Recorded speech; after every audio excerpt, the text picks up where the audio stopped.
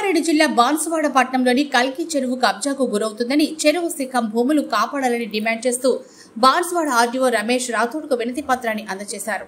ఈ సందర్భంగా బీజేపీ జిల్లా కార్యదర్శి శంకర్ గౌడ్ మాట్లాడుతూ బాన్సువాడ పట్టణంలో అతిపెద్ద చెరువు అయినటువంటి కల్కి చెరువు, ఈ చెరువు ఆయకట్టు కింద కొన్ని వందల ఎకరాలు పొలాలు సాగుబడి అవుతాయి.